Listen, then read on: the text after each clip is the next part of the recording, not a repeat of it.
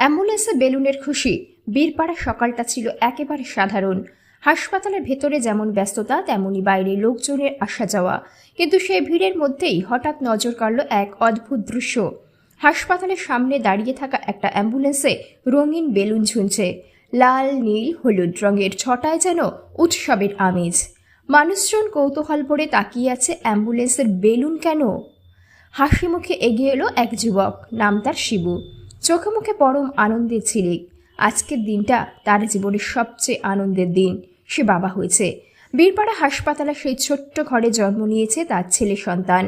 শিবু হাসতে হাসতে বলল, হোক ছেলে বা মেয়ে, আমি এখন একজন বাবা, এটাই আমার সবচেয়ে বড় খুশি। তাই ভাবলাম আজকের দিনটা একটু আলাদা করে সাজাই। অ্যাম্বুলেন্সে বেলুন লাগিয়ে হাসি মুখে আমরা সোনাকে নিয়ে বাড়ি ফিরব।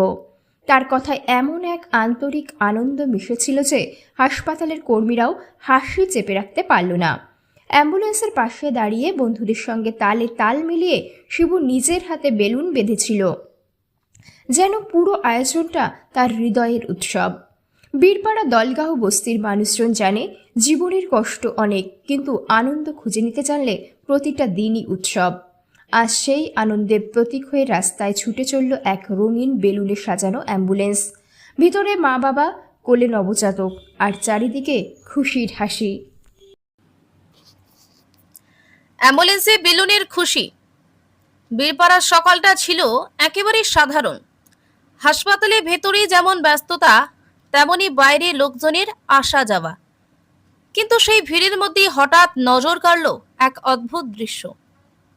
হাসপাতালের সামনে দাঁড়িয়ে থাকা একটা অ্যাম্বুলেন্সে রঙিন বেলুন ঝুলছে। লাল, নীল, হলুদ রঙের ছটায় যেন উৎসবের আমেজ। মানুষজন কৌতূহল ভরে তাকিয়ে আছে, অ্যাম্বুলেন্সে বেলুন কেন। হাসি মুখে এগিয়ে গেল এক যুবক, নাম তার শিবু। চোখে মুখে পরম আনন্দের ঝিলিক।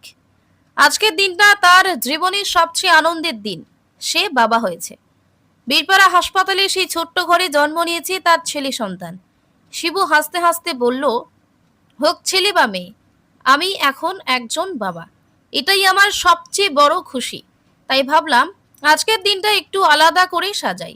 অ্যাম্বুলেন্সে বেলুন লাগিয়ে হাসি মুখে আমার সোনাকে নিয়ে বাড়ি ফিরব। তার কথায় এমন এক আন্তরিক আনন্দ মিশেছিল যে হাসপাতালের কর্মীরাও হাসি চেপে রাখতে পারল না। অ্যাম্বুলেন্সের পাশে দাঁড়িয়ে বন্ধুদের সঙ্গে তাল মিলিয়ে শিবু নিজের হাতে বেলুন বেঁধে দিচ্ছিল, যেন পুরোটা আয়োজন তার হৃদয়ের উৎসব। বীরপাড়া দলগাঁও বস্তির মানুষজন জানে জীবনের কষ্ট অনেক, কিন্তু আনন্দ